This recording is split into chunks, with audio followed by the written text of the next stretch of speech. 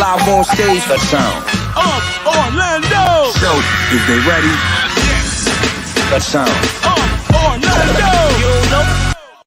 What is good, family? What is going on? You know what time it is. It is time for the Sound of Orlando show with your boy Rome, live and direct from the city of the O. What's good, family? What is going on? If you're alive and well, you see me, you are doing something right now because, man, we seen some shit last night, didn't we, people? I mean, we seen the grand rising, you know, the craziness going on, man. I mean, invading the Capitol and everything, man. Just completely insane. But you know what, man? Hey, you live long enough, you will see some shit. Thank God we are still living, you know. So shout out to everybody out there, man, that, you know, is still alive, not only physically, but mentally, man. They haven't let this earth, they haven't let this world bring you down.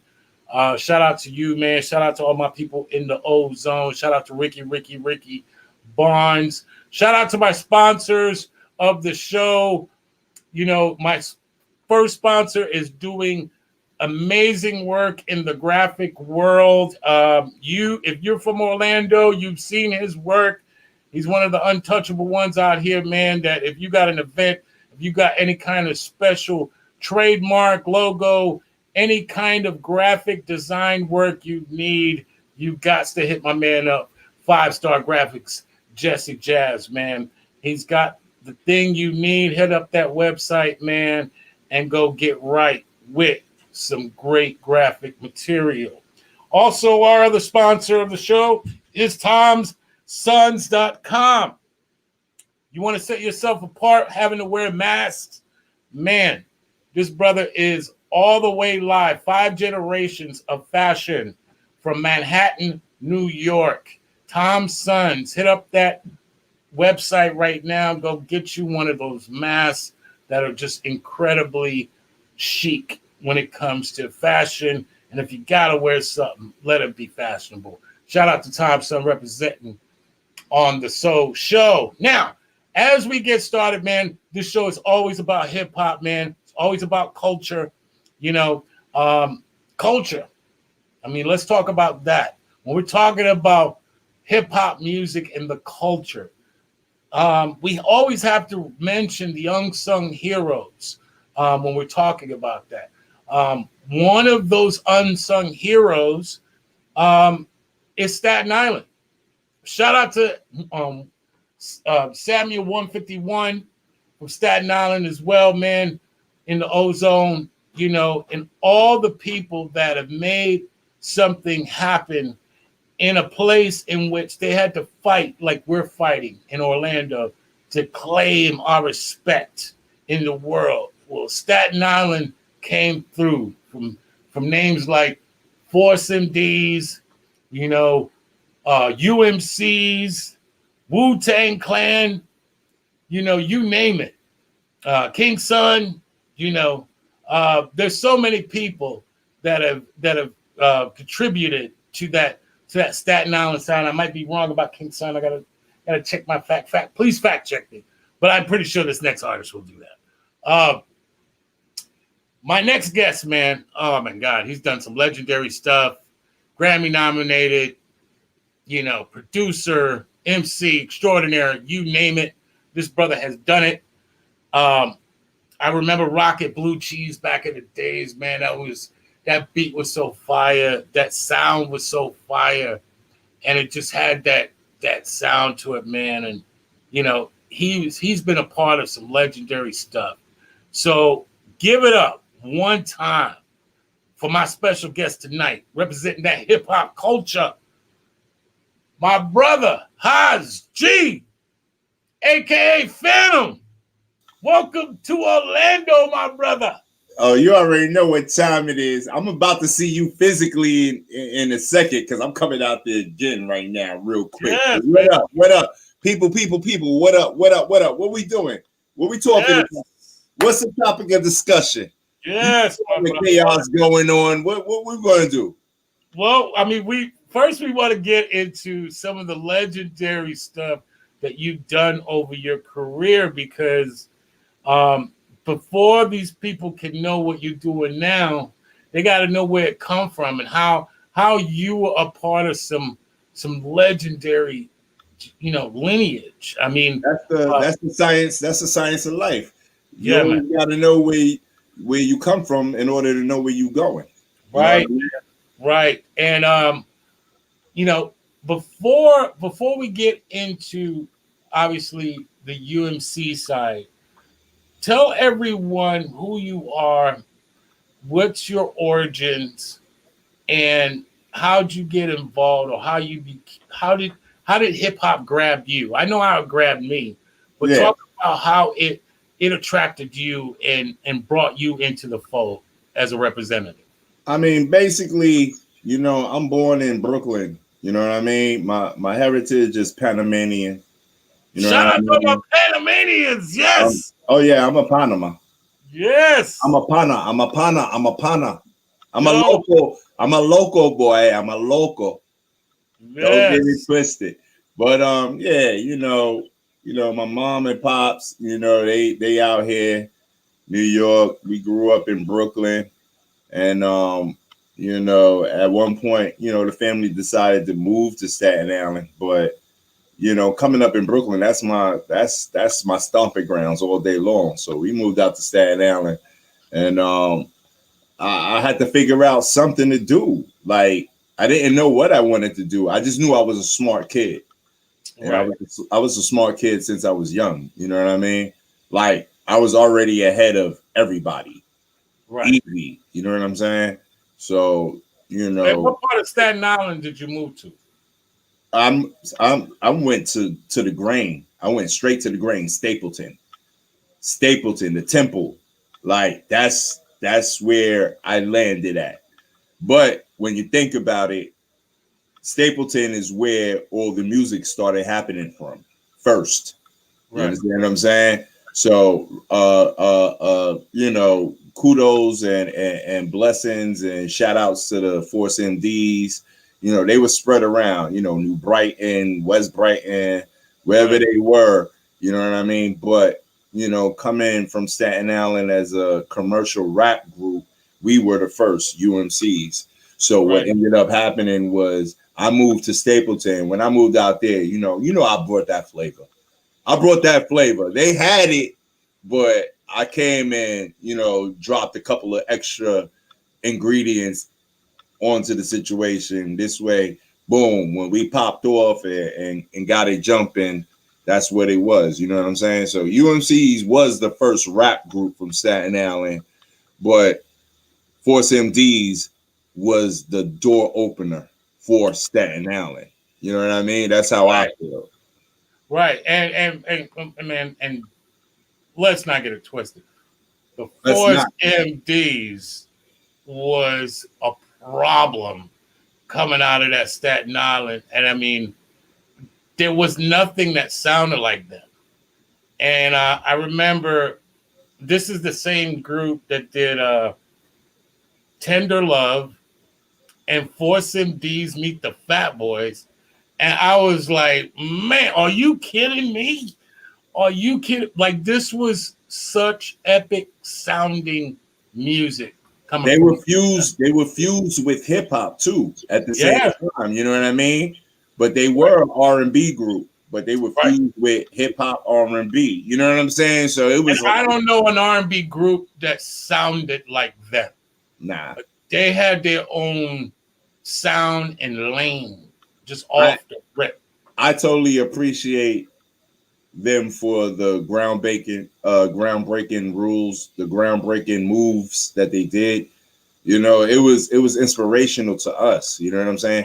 And that's what allowed us to feel like, yo, we could come through and we could smash. You know what I'm saying? Right. On that level. You know what I'm saying? How did that feel being in Staten Island, knowing that was y'all's brothers, y'all sisters, y'all sons, y'all peoples, y'all boys? I mean, like they represented you guys to the fullest. How did that feel being in Staten Island like that? I mean, me personally, I had just moved from Brooklyn, so by Right. the time they was coming out, I didn't have no relationship with them just then. Right. I got my relationship with them when I finally came out with UMCs. And Gotcha. they saw that we was doing what we was doing, and then that's when the relationship started building, you know. And but I was really excited for the fact that, all right, we're considered the forgotten borough. Yes. You know what Yes. I mean? So for them to come out and make some presence, make some name, you know, set whatever up, it's just like, yo, that's dope. So we're gonna follow, you know, we're gonna follow in their footsteps, but we ain't gonna be them. We're gonna be us. Right. You know? Talk about real quick too, just to give people perspective. It's always like hearing different perspectives of, you know, similar places, right? Like, so, you know, I could ask you, how was living in Staten Island like? And your story is going to be different if I ask, you know, one of the Force MDs what their experience. To talk about that experience in Staten Island and what that was like. To your point, being coming into that hip hop and what that environment like, because it's not like Brooklyn, it's not like the Bronx, it's not like Queens. I got the whole story. When I moved from Brooklyn, I used to live on Eastern Parkway. So Eastern Parkway, I lived right across from the Brooklyn Museum, Botanical Gardens. You Oh know, my God, bro! right. I live Shout right out to there. that West India parade, bro. Oh yeah. We was out the window. Yes, Yo. yes, You know what I yes. mean? I live right there where it starts at. You know what I mean? Ends at rather. And moving from there, from Flatbush, Eastern Parkway, IS 320, you know, these are all reminiscent, you know, spots. You know, everybody's gonna know what these spots are. So Right. then I moved to Staten Island. It was so different because now we go from trying to get 10 cent cookies out of the bodega store and running out with the bag to going to Staten Island and hunting for snakes in the grass. You know what I'm saying? Right. So it was a whole total, you know, it was a different feel. You know what I mean? Brooklyn is fast, quick fast, you know. But when I moved out to Staten Island, everything slowed down, but not the energy. The energy of the music was still up because there was a lot of people in Staten Island that came from a whole bunch of different boroughs. That's what Staten Island is comprised of. You know, Staten Island isn't just a bunch of Staten Island people. Right. Staten Island is comprised of, you know, immigrants, if you want to call it that. Right. You know, we came from different boroughs to move to Staten Island. So we all brought our own, you know, we brought our own rhythm out there. You know what I'm saying? Right. So that's basically what happened out there. But when you got out there, you realize, guess what? I don't got to walk in the street and kick a bum, push him to the side, or you know what I mean, give up money because somebody's poor and they don't have it, and blah blah blah. What we did was we got out there and everything was rural, so it was trees. It was just different. You know what I'm saying? Now everybody want to go. Yo, we're gonna go play baseball. We're gonna go play football. We're gonna go hunt for snakes. We're gonna go fishing. All of that was going on out there. So you had the best of all the worlds, especially if you came from Brooklyn. You knew the street, you knew the concrete, you knew all of that. But when you moved out to Staten Island, now it's we bike riding. You know what I mean? We wheeling, we doing a bowl. We going hunting for snakes. We going hunting for lizards. We doing all of that. So that's what happened out there. So it gave us a rural approach, attitude. Dope, but at man. the same time, the music was going on. So I don't care how country we might have looked or sounded, out there was real official music G's that was in the lab, setting everything up, putting everything together. And we had it was isolated. So this way we wasn't bothered by nobody else. We was doing our own sound. We was doing our own thing. Now talk about that you were using. Oh man, the equipment back then. I mean, that was the generic. That's what everybody else was using in the city. The Akai S950, the SP12 drum machine, 2-inch tape. You know what I mean? That was that time. But that time is, you know what I mean? That's already written in the books. You know what I mean? So we already surpassed that. Well, I'm saying like when you guys actually started getting your sound together and and putting your stuff together, did you guys have that working studio at home, or did you have to kind of go out into the Manhattans or to the Brooklyns to get things done, or were you actually doing most of your work in Staten Island? I mean, basically, what happened was when I moved to Staten Island, I met up with this cat, and everybody, you know what I mean. When y'all study y'all history, y'all understand what I'm talking about. This cat was named RNS. He was the DJ, big DJ in Staten Island, and he was a producer at the time. I like to look at it like he was the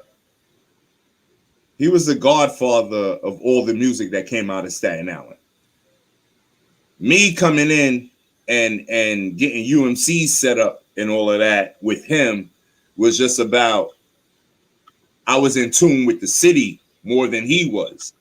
Right. So he was doing all the work on Staten Island, getting it all prepared, while I was making the moves, running into Manhattan, Brooklyn, all over the place, because I couldn't sit still. Come on, man. Right. I couldn't sit still. So right.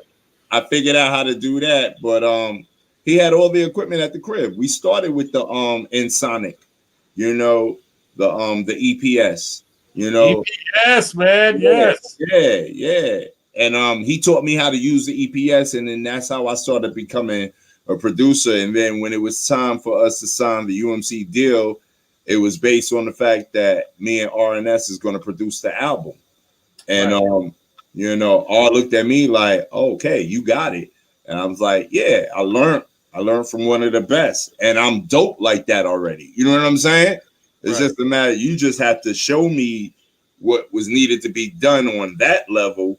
But on the other level, when it comes to business and running out there and bringing in and attracting all the, all the business clientele and, all the situations, that's how I was moving. So it was, it was all a good match made in heaven. But the EPS, the ASR, y'all all know from Staten Island, the ASR is indigenous. You know what I mean? So you go from RNS, you go from myself, you go from RZA. Everything is ASR, EPS, ASR, and Sonic. Right. You know what I mean? That's what we was, blowing up the beats with. I'm staring at my ASR 10 right now, and like I said, it's that piece of machinery. I remember at the time when it first came out, I was like, I don't know about all that, man. It doesn't look like it does what it does. And because I was an MPC guy, I just, once I got my hands on that 60, I had to have that MPC. But then over the years, messing with the ASR, I just started to see the magic that it does. So, shout out to all my ASR 10 users, because that machine is one of a kind. It does. I probably got like 3 in the stash. And all the Amazon searchers and seekers are looking for it. I ain't giving it up though. I heard that, bro. And there's only one dude, and surprisingly, he's still alive in California that repairs them. So, yeah, one guy who used to work for Sonic back in the days, and he still has most of the parts from that factory. And yeah, That's good to know. He'll fix it. Yeah, it's crazy. That's good to know. Mine's are immaculate. Mine's are in great shape. Like sometimes we would buy it and just sit it to the side and not even touch it. You know what I mean? So I got 3 of them that's just lingering around. But you know, the way that music is going now, everything it jump levels. So, you know, we could always go back to that. That's what makes us special, because we have the knowledge of knowing how to use that and knowing how to use the modern technology right now. So absolutely. Talk about that album and what was the mindset of putting that first piece of work out. And I mean, you alluded to the label. I mean, this is a staple in hip hop. You know, we didn't even realize that yet. We didn't realize we was going to be a staple. But once you're renowned as one of the first big hip hop groups from Staten Island, you're a staple already. That's it. Right. So basically, I mean, the thing that happened there was we and a lot of people don't know this. Like, we was hustling, we was moving around. Like, our hustle back then was dancing, parties. You know what I mean? Going to all the clubs. That's what our move was. And while you go to all the clubs and dance and meet up with people and catch up with people, that's how you become recognized, because, y'all fly dancers. You know what I mean? Yeah, we are. We could do that, but that's not really what we want to do. We're doing this just so we could get into the mix of everything. Right. And then that's how we ran into, Latifah. That's how we ran into, Gangstar. That's how we ran into a lot of people. That's how we ran into the industry people back then. And so, quiet is kept, but I'm going to reveal it right now. I don't know if a lot of people know, but Gangstar was the group that put UMCs on. Boom. Okay, hold on. Hold that thought, my brother. You just got some breaking news. I know you was going to like that one. Yes. Breaking news never stops. Turn this motherfucking sound up, man. Blast this. Turn the whole this up. One more time for the people them in the back. Let's go. Gangstar is the group that put UMCs on. And the story behind that was we was out there hustling, trying to shop our demo tape. And we went to the Wild Pitch Records building, and we was getting ready to go upstairs to try to get the president to listen to our tape. And while we was going upstairs, before we even got in the elevator, here comes Guru and Premier.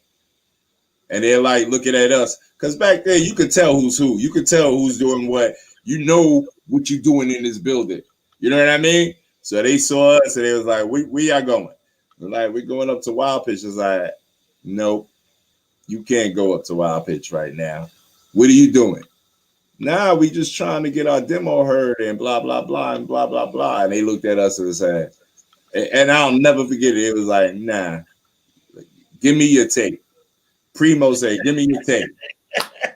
So I don't know if they was trying to block us at first, but all I know is they were already the hit makers on the label. Right. So they say, give me your tape. And, we just gave it to them. We said, you know what? I trust in this. We gave it to Primo and Guru. They said, yeah, we'll get back to you. But see, what we didn't understand was they had an ear and an eye for talent. And they already knew that whenever people walk up in that building and walk up into that office, them tapes go into the box. Right. So they never even get heard sometimes. Right. We walked into the building and was getting on the elevator at the same time with them. And they said, y'all look the part. Give me the tape. Let me listen to it and let me tell the president that he needs to mess with y'all. And that's exactly what happened. We got called a few days later talking about come down here, let's talk business, and let's sign a record deal. Wow, man. Incredible, man. Incredible. That's how it happened. And that just shows, you that at the end of the day, it's the risks you take. You'll never know until you actually take them. You can't fail at something if you never try. If you don't try. Right. And the fact that you guys took that risk was like a complete game changer in your life. It was wild because how do you just give your CD to some random people? You know what I mean? We still didn't even know who they were yet. Wow. Yeah. But we knew they were somebody. Right. And then later on, you'll see us in their videos too. Wow. Yeah. Wow. It's a whole history behind this, man. It's a big history behind this. And I'm happy to say that by the graces of God, I followed my path and I did exactly what my intuition was telling me, what my heart was telling me. And that's the same thing for Cool Kid, my partner. We moved that way. We didn't have no fear. We felt it was going to be it. We believe in it, and we're going to do it. Wow. And that's how that all came about. And once we did that, Wild Pitch was big. Wild Pitch was infamous for being a great hip hop label. A quality hip hop label. Yeah, man. We're talking about Gangstar, Main Lord Source, Finesse. OC, Lord Finesse, right? They had, when they came out with their movement, we had a good lineup. Chill Rob G.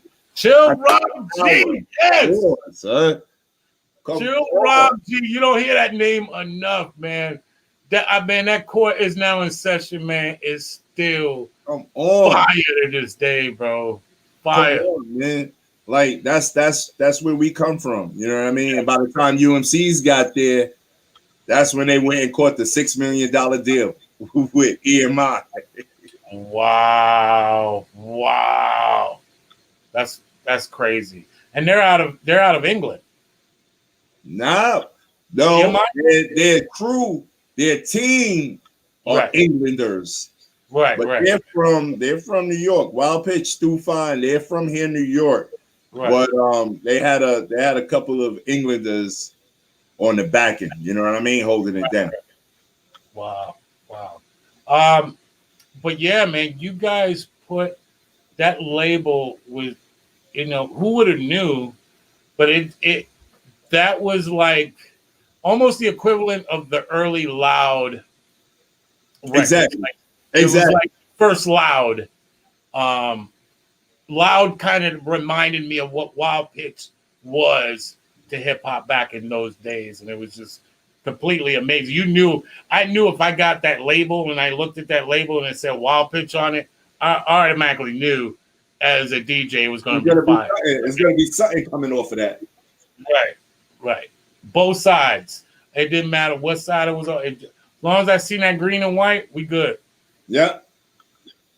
Talk about that rise, that ascension, because it felt like, I remember getting it before it went big, and then all of a sudden, it was like Blue Cheese was everywhere. UMCs was everywhere. It was like on everything.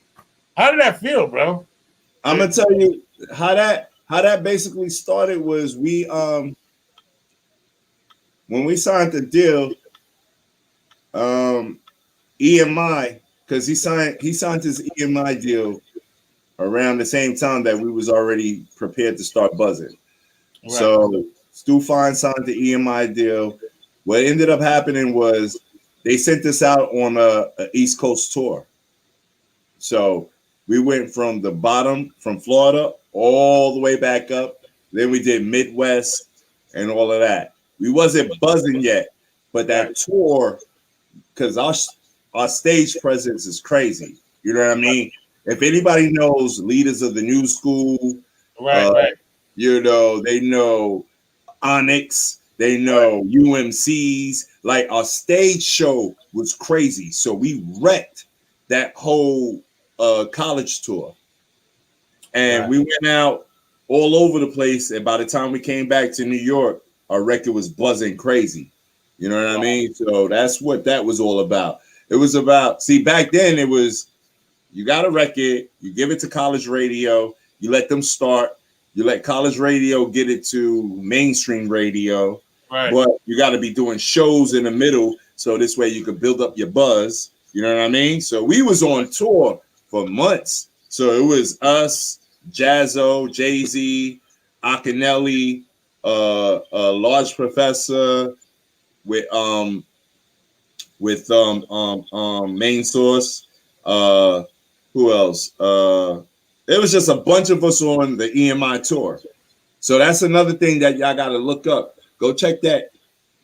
Check out the EMI tour in 1991, 1990, and look at EMI Records and see the tour that they did. Their tour was so grand and so great that by the time we got back to New York, after like 7-8 months, our record was so blown and so out of here. Nobody, like all of it, Live at the Barbecue, Jay-Z, what was it called? The one, Hawaiian Sophie, Large Professor and them looking out the front door, UMC's Blue Cheese. Like all of those records were blowing up at the time. Oh yeah, man. That's insane. And like I said, 91, that's an entire mixtape right now. You know, that used to be a side A for anybody who wanted to do a mixtape. That's a great side A. I mean, everything you announced. That's an era right there that era will clash through anything that's going on right now. Right, man. Live at the Barbecue. Are you kidding me, man? That Large Professor, that early Main Source. I mean, the music that was coming out of that camp, that wild pitch, was completely and utterly insane. Let me tell you something. That was the that was an eye opener for me because Akinelli, who's on Live at the Barbecue, yeah, that's my blood cousin. Wow. I didn't even know he was rapping, and he didn't know I was rapping. Wow. We haven't seen each other in a few years. You know, we were kids, and then, you know, everybody go their ways and do what they got to do. But I didn't realize he's my cousin, my blood cousin. So you know what we was doing on that tour. Wow, man. Wow. Shout out to Akinelli, man. Put it in your mouth. That's my cousin. Wow. Man, you just dropping some bombs tonight, man. Shout out to Orlando. Anybody hearing us right now, man? I mean, he's just dropping some historic bombs, some backstories that are like, I mean, that's just amazing. Now, what kind of made the UMCs kind of disband and move forward into you guys' next chapter? It was never disbandment. That's one. So let's put that out there. We never disbanded. What happened was, you know, the trials and tribulations of dealing with the business of the music, right? The record labels and this, that, and the third. Having kids, having families. That'll do it. It was just a matter of, look, it ain't popping for us right now. You know, the label, they got rid of us because we were dissatisfied with them and they didn't want to give us what we wanted. So we're not going to give you no more. You know what I'm saying? Right. We realized like that's a form of this is bondage. This is slavery. You're using us, but you're not supporting us. You're not giving us our fair due, our just due. You understand what I'm saying? Right. So that's where that came from. So what we did was we fell back a little bit. Music is in our heart.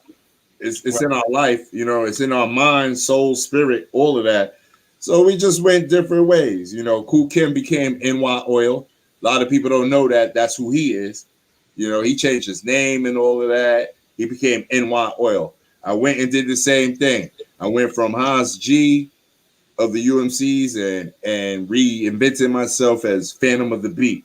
You know what I mean? A lot of dudes don't even know a lot of the records that I've been producing over the years. You know what I'm saying? Because they're still looking for Haas G, but it is Haas G, but it's Phantom of the Beat now. You know what I'm saying? So when they see that, they don't put it together and realize, oh, that's the same dude from UMCs.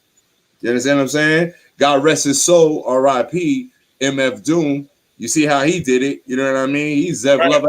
You know what I'm saying? And then he became MF Doom. Nobody knew that was him. They had to figure it out. It took time to figure it out. Right. So and that's basically talk about that in regards to some of the amazing work because like you said, people didn't know. Talk about the stuff you did with Wu-Tang. Yeah. I mean, we take it back days back when, I grew up in Stapleton. You know what I mean? Wu-Tang started from Stapleton, Staten Island. Wu-Tang started through Park Hill, Staten Island. But the whole thing was, I'm on the 3rd floor, Ghost is on the 1st floor. So that's one. You know what I mean? And like I said, all we did was play stickball, punch ball, chestnut fights. You know what I mean? Nobody knows about those chestnut fights. Football in the snow, all of that. You know what I mean? So we was all together. You know what I'm saying? So when it came to producing for them, don't forget, I'm UMCs. So by the time it's time for me to start making records for one or two of them, I'm already part of that. You know what I mean? I'm a forefather of that whole situation. The only reason Wu-Tang got their beats is because when UMCs did their tour, we came back with the whole Stacks collection. It was a collection of stacks that we got from EMI that RNS went and gave it to RZA to hold, and RZA just raped the whole collection. And that's how they got all their beats. Wow. Dead serious. Break that down one more time for the people in the back. Come on, man. We brought the whole Stacks collection back to New York from being on tour.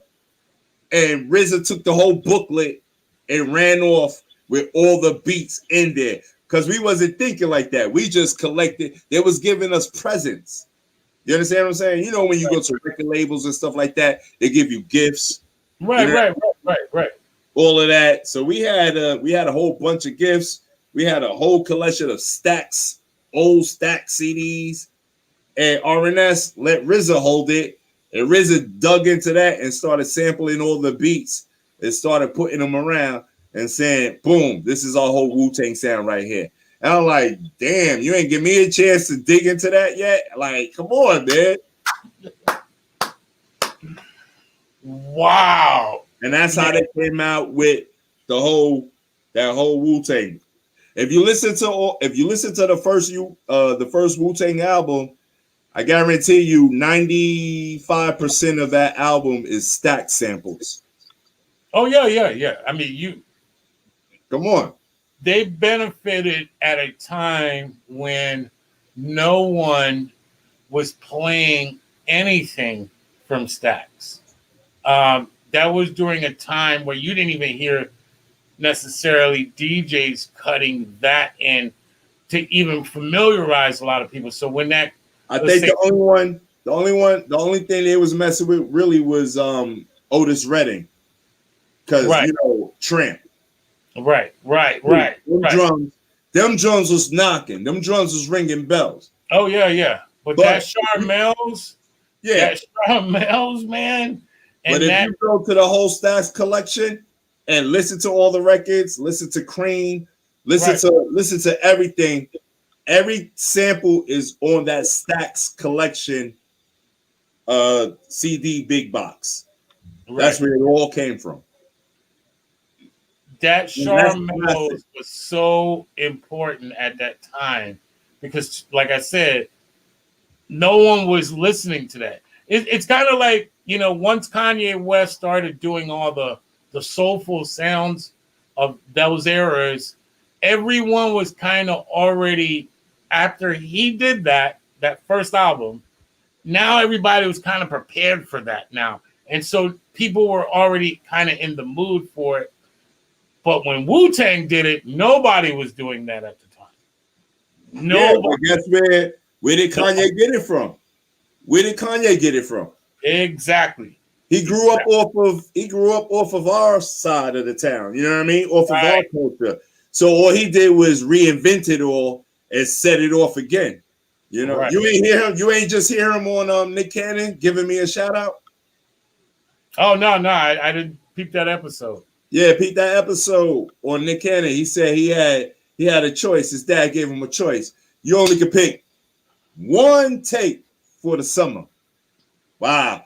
You know that you remember those days. Right. You only could pick one tape for the summer. He said it was a UMC tape and a Pete Rock tape. Wow. He said, I went and made my own money and got both of them. Wow. So now you remember when he did Keisha Cole, Get Out. Right. You know, where did that come from? Remember who did that first? It was UMC's. Get Out. I don't love you. Get Out. Blue Cheese. Right, Blue Cheese, bro. Right. And he told me personally, face to face. So all of that is to say that I'm very, very happy and you know, gratuitous for making a mark. You know what I mean? Right. So if I know Kanye was inspired by me, you know what I'm saying? And he became a real force to reckon with, I'm good. I'm happy. There's still more road for me. You know what I mean? There's still a lot to go, but I'm happy. Well, let's talk about that. You got some new material that you're dealing with right now. Put the people on and tell them what you got going on right now. All right. So before I tell you what's going on right now, you got to remember it was a few years, you know, until y'all all saw my face. And basically, you know, Phantom of the Beat is the producer behind hits with Busta Rhymes on the Ellie album, the first album. You know what I mean? Wow. He dropped the second one, but the first album, I'm on that album. I did Take It Off on that first album. You know what I'm saying? Then you got Ghostface. When Ghostface came back home and he had to do his first record, I went and banged out Apollo Kids. You know what I'm saying? Like Apollo Kids, bro. That is so hard, man. Man, continue, my brother. I banged out Apollo Kids. And between that, I did a whole lot of work for a bunch of different Wu, you know, affiliates. Even Inspector Deck. We did his album. Me and Ayatollah. We banged out on Inspector Deck's album and Mobilarity. You know what I mean? So, boom, that was there. Capadonna did his stuff. Then I jumped and I had to run over here and go see 50 and Little Kim and bang out Magic Stick. You know what I mean? That's crazy because you couldn't even go into any club in Florida and not hear that song come on at midnight and get the whole crowd. They get everyone on the floor like that. I mean, Magic Stick? Are you kidding me, bro? Yeah. Talk about it. Yeah. Magic Stick was a funny one too, because the story behind that, when I was doing the beat, you know, sometimes, you know, you sit up in the crib, you making your joints, you got a couple of homeboys around with you, you know what they doing. They doing whatever. And then I made the beat and one of my young homies told me, yo, get rid of that. It's trash. It's garbage. And I listen to my people, you know what I mean? Right. I don't necessarily do what they say, Right. But he said, nah, that's garbage, son. Yo, come on, you could come better than that. Blah, blah, blah. I said, nah, I'm going to keep this one right here. I sent that beat out like a week later, and it came back to me 2 weeks after that, talking about 50s on it with Trina. And, yo, they want to buy this, and this is it, and blah, blah, blah. Now, imagine I threw it away. Wow. Imagine I threw it away. And that's crazy. That's one, obviously, of many, but one of his biggest hits. Well, it is one of his biggest hits, but it's really not his hit because it never went to his album. We sold it to Little Kim's album, remember? Right. Her biggest hit.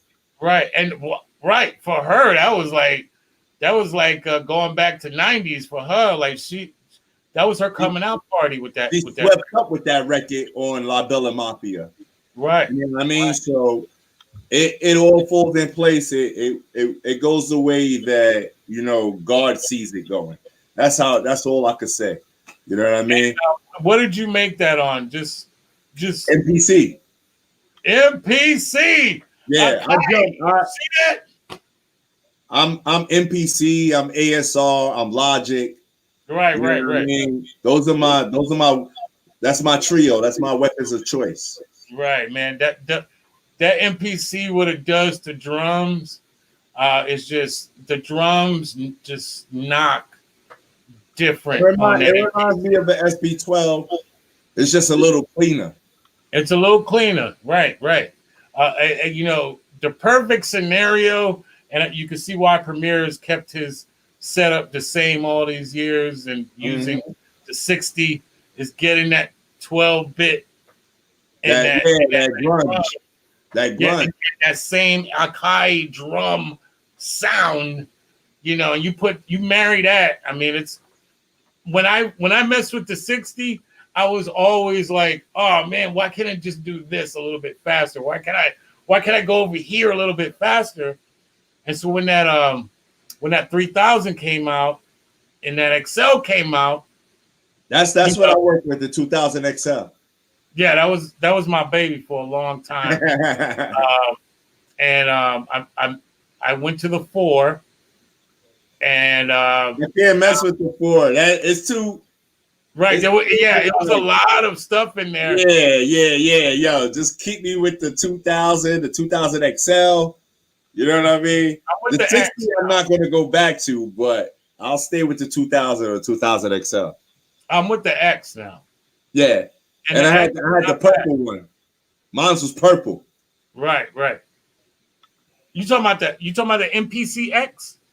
Yeah, the 2000 XL. No, I got the MPC X. Oh, I don't even know about that one. That's the new one. I didn't get that far. Yeah, that's the new one. And you know, to be honest, I after all the MPCs, there's probably the best one I've seen as far as like felt like this thing was insane was the 3. I think Roger Lynn's last machine was just, you know, it's the reason why Dr. Dre still uses that machine to this day. Yeah. You know, Roger Lynn's machines were built differently than the ones that he didn't build. He had the signature on it? Yeah. And wow, you a connoisseur, you know. Yeah, bro. Roger Lynn, bro. Without him, MPCs wouldn't have been created. You know. But you know, when you're thinking about MPCs, to your point, it's all about what clicks with you. Do with it. No, right. It's all about who you are. Right. What do you do with it? You know right. what I mean? I tell everybody today, even with all the technology that we got, you know, I could use all this modern technology and still make beats that sound like we was making it back then. You know what I'm saying? Because how many people have asked, what are you working out of, an analog studio? No. And I'm like, yeah, but it's not what you think. You know, there is digital going on, but to your point, it's a mentality. Or everything I got is digital right now. Right. I don't use nothing but audio. I got the M audio keyboard, right? Right. I got my computer, and I got Logic. I make beats on Logic right now that are banging. Right. Straight Logic. And No there's people outboard that equipment. by Logic. No outboard equipment. No machines. No nothing. I just got my trigger and Logic. I dump my samples when I want, or I play my keys when I want, and that's it. But the way I know how to maneuver and EQ and make everything warm, and it's a mentality, like you said, it's a feeling. You know what I mean? So I know the difference between having a trap beat coming out and everything is so thin, and you know what I mean? You could bust that bubble real quick up until the point where whatever I do, it's chunky, it's hard, it's heavy. You know what I'm saying? The drums are smacking still. How do we do that? Only because we come from it. Right. We come from it. And you know what's amazing about what you're talking about? And when you had less, you did more. Right? Yeah. So when you had less, attitude right there. Right. You do what you gotta do with what you got.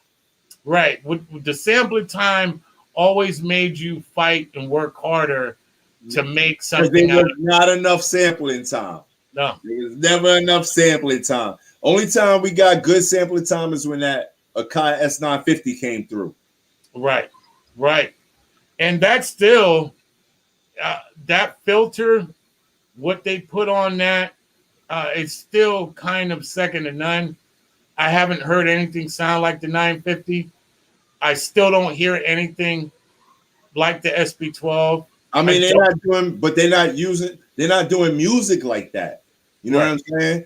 Which is the perfect opportunity for connoisseurs and for professionals who know how to use all of those to find a lane right now and bring back the sound, but keep it up to date. You know what I mean?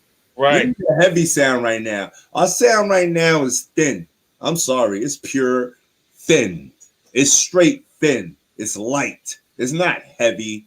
We had heavy. You go back to OPP, heavy. You go back to Molly Mall's productions for Juice Crew, heavy. You know why it's heavy, though. Heavy. But you know why it's heavy? Because we had heavy filters going on. The sample was being filtered to create the bass line, or there was a live bass line. A lot of this music is 808 bass line driven. It's just hits. So you hear boom, boom, boom. You hear waves. Where's the riff? Where's the right? You don't hear the fill. Yeah, where's that at? Nothing. Right. Everything is just tap, tap, tap, tap, tap. Right. And like that. But guess what? We're gonna get to that. We're gonna change all that in a second because it always comes full circle. Don't get it twisted. And it is. It's coming back because and shout out to the South. Shout out to that Southern sound because it's had just as long as a run as the East Coast and the West Coast sound. I think it's fair. I think that needed to have its It needed to happen so we could recharge. Right. And I think where it's going now is the thing about new always pushes you back to old, which is funny because that's ironic. But new always pushes you back to old because you start going, everyone starts wanting to feel like their childhood again. And so some of the stuff that the kids are listening to now, they're calling it lo-fi. Well, we called it hip hop. They're calling it they're coming to it. They're just wanting to have it called their own thing. They're warming up to it. Listen to their parents' music. We didn't care about that shit. They're warming up to it. That's all it is. They are. And we just did a record for there's that new TikTok family, D'Amelios. So, you know, her name is Charlie D'Amelios. So we just did a record with her, and I sampled 360 Grand Poobah. What goes around comes back around again. Right. So, and I bumped it, and they rocking to it, and they doing their dances to it. You know what I mean? Right. People were feeling it.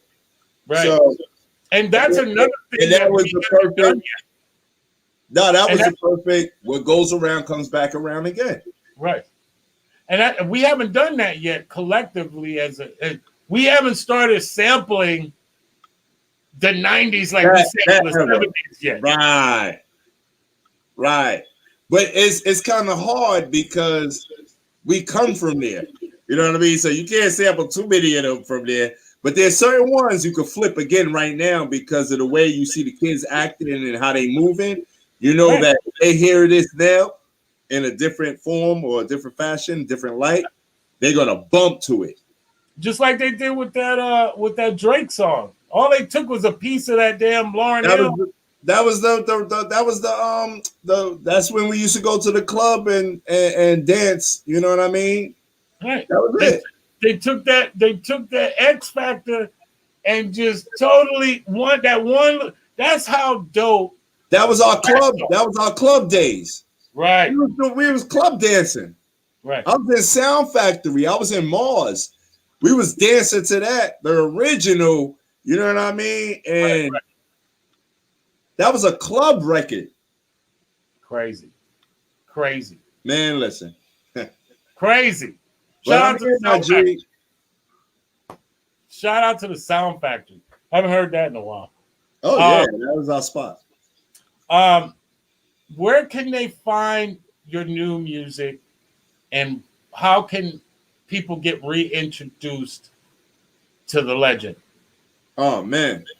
Well, first the reintroduction is already being done right here on your show. You already know what time it is. Yes, sir. You know what time it is. And it's a matter of I put out an album about a year and a half ago that's buzzing. You know what I mean? It's called Audio Drone. So anybody listening want to check out the album Audio Drone by Fantom of the Beat. Fantom of the Beat is Fantom of the Beat. Don't switch it up with PH. It's Fantom of the Beat. You know, it's still Haas G from the UMCs. You know what I mean? So you Google, you're going to find me regardless. At Instagram, it's at Fantom of the Beat. You know, on Facebook, it's going to be FOTB Fantom. And then, you know, in a second, you're going to start seeing a little bit more of the record label, Fantom Music, FANTOMUSIC. So, you know, we doing things. I got projects coming out. I'm working with Empire Records right now. I'm working with Boss Baby Entertainment right now. I got my own artists, you know, Rhyme Wrecker. I got Pop the Brown Hornet. I got that new Force MD's Pop the Brown Hornet record out right now called Daydreaming. You know, there's a bunch of things going on, but it just took me time to figure out how I want to move, when I want to move, and why I want to move. And I think that I figured it out. So this is that time right now. So you'll see me in a second. You know what I mean? I'll be more shaven. You know what I mean? But this is the COVID beard. I heard that, my brother. And a lot of people are wearing it. So get in line with that one. Real quick, man, I just wanted to get your take on all things the world. What do you see hip-hop right now and the effect of what the world has going on right now on it going into 2021? Do you see hip-hop going in a certain way? And if so, why? Personally, I can't really just compile it to hip hop. Right. I look at the world itself, period. Right. Hip hop is part of the culture, but what I really see going on is, the culture got to fix itself. Life has to fix itself. And if none of that stuff is aligned the right way, hip hop is irrelevant anyway. It's going to be irrelevant. But that's just my personal take. So now let me get to the other take. The other take is hip hop itself. It's evolved already so far past what we knew was hip hop. You know what I mean? So it's not, to me, it's not hip hop like that no more. In order for it to be that, we have to regain the reins and we have to flip it back again. You know what I mean? Like my perfect example was when BDP came out. Their hip hop didn't sound like none of the hip hop that was out. Right. When Public Enemy came out, their hip hop did not sound like none of the hip hop that was out. Yep. So there's a new idea of hip hop that has to come out in order for it to be considered, all right, boom, here it is. You know what I'm saying? Right now, everything is mixed and tossed up and blended. And where's the hip hop? Where's the real hip hop? I don't see it. All it is music, commercial music. Anybody doing whatever they want to do, how they want to do it. I don't hear boom, boom, back, boom, boom, boom, back, boom, boom, boom, back. I don't hear that. Everything sounds.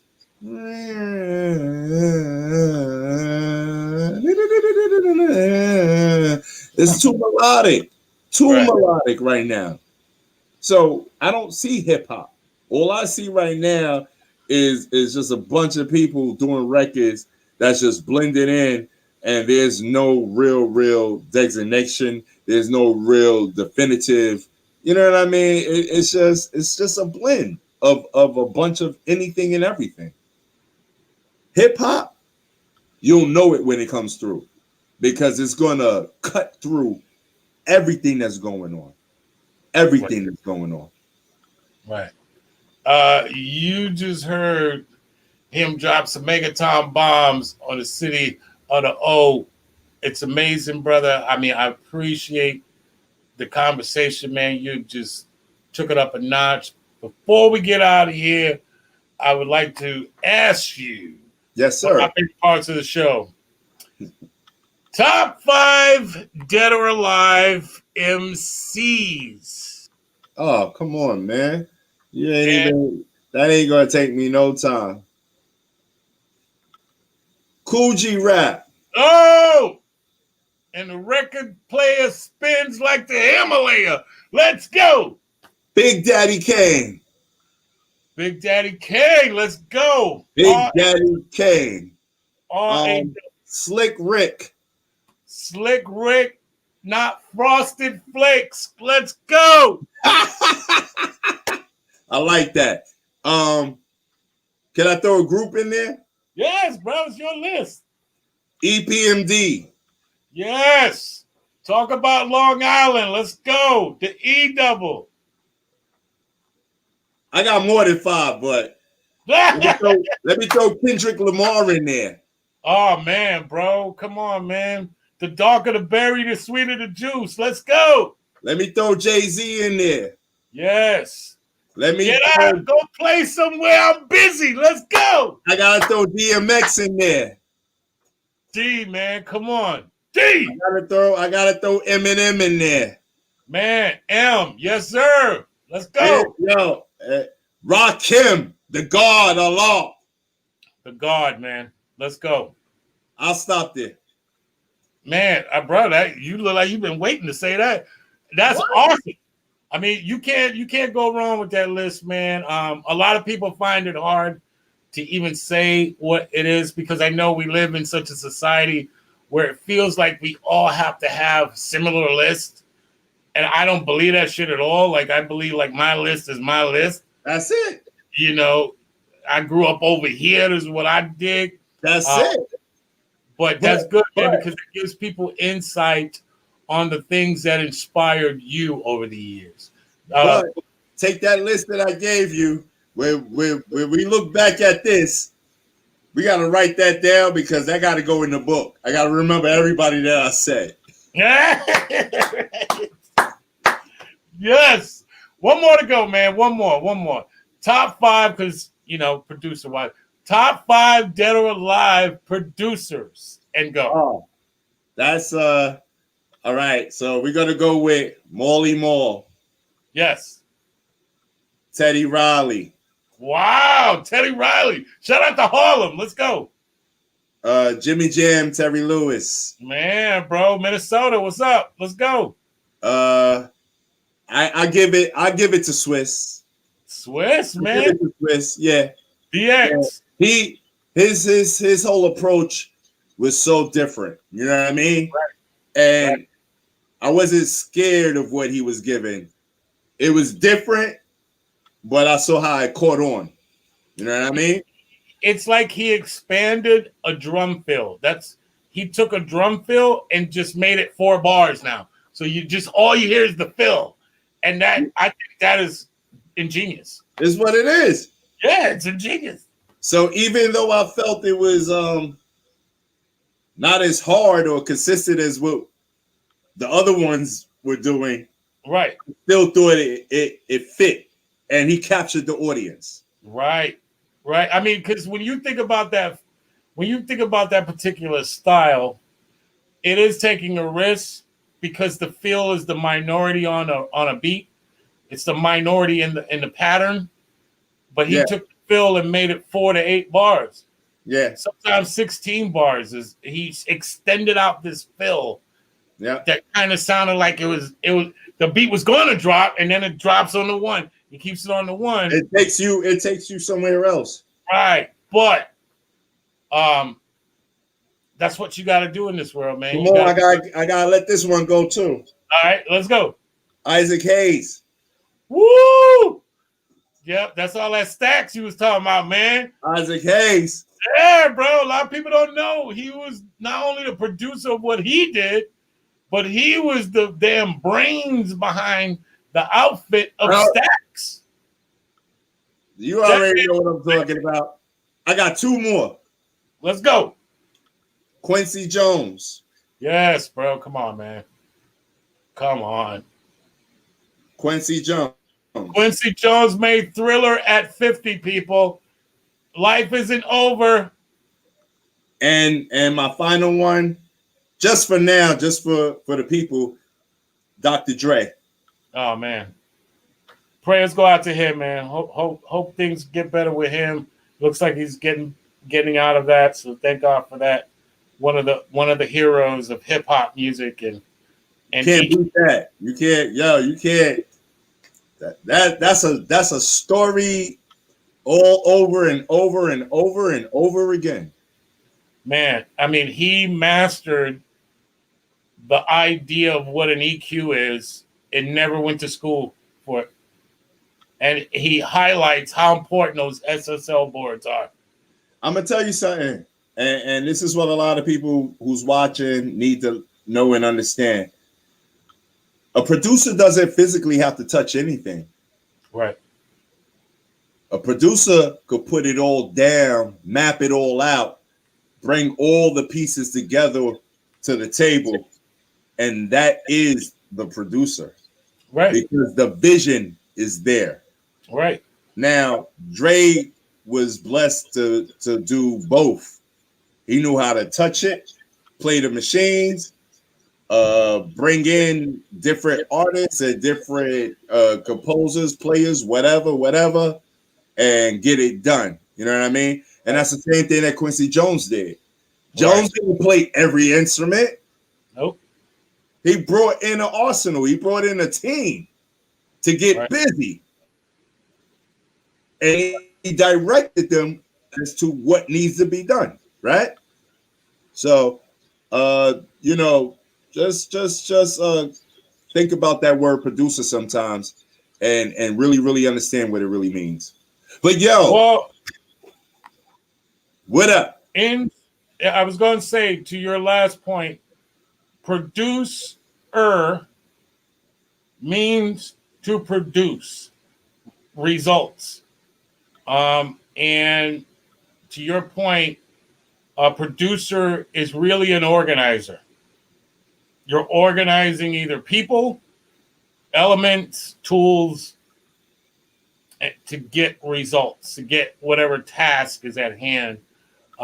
Producers do make great managers. They make great DJs, and sometimes it's never in that order. Sometimes the DJ winds up being a great manager. Sometimes the producer winds up being a great DJ. But we have to do multiple things at once to produce. And that's what allows you to be a producer, because you're multitasking. Right. You're thinking 5, 10, 20 steps at a time while one person gets to just focus on one. You got movie producers, you got Broadway producers, you got record producers, you got producers, I'm an electrician. The man on my job has to make sure that he produces. Why? Because he's the one that has to make sure that all the work is happening. Right. So shout out to all my managers, my DJs, my producers who make all the magic happen and sometimes are really the unsung heroes in some of these amazing projects, because a lot of people don't realize that, for an MC, all they got to do is write a song. And it's the producer's job to make that song a record. Exactly. And that requires a lot of organization and pulling resources and bringing people together. And that task sometimes doesn't get highlighted as it should. And don't sleep though, because the writer of that song could also be considered a vocal producer. Right. Yo, but I see the Fantom signal going off. I see the Fantom signal going off in the sky. So hey man, such an honor and privilege having you on the show, man. You know you're always welcome on the show, bro. You're one of our legends, one of our heroes, man. Continue to do what you're doing, bro. We're proud of what you've done so far, man. You got love in Orlando, bro. So holla at your boy. Thank you so much. It was such a pleasure. I appreciate you. And your platform is what enables us to continue to go and continue to move and continue to spread our word to the world. So I appreciate you. Hey, salute, my homie. Give it up one time for Haas G, a.k.a. Fantom the Beat. Yes, sir. Heat for the street. Go Google him. Go look it up, man. He's insane, bro. Man, once again, appreciate you, bro. Salute. All right. Thank you for coming on the Soul Show. Hey, bro, you know how we're doing it. We're finishing off the week strong. Tomorrow night, we got my man Billy Dance from MOP. Shout out to MJ, Marissa, for hooking up a lot of great talent, a lot of great legends. She's a publicist to be reckoned with. Shout out to my man Ricky Bonds out here doing the post-production and all the music you hear on the commercials. Shout out to Tom's Sons. If you need some masks that are going to set you apart from the rest of the world, go to that website right now and go check out some of his masks. They're just off the charts.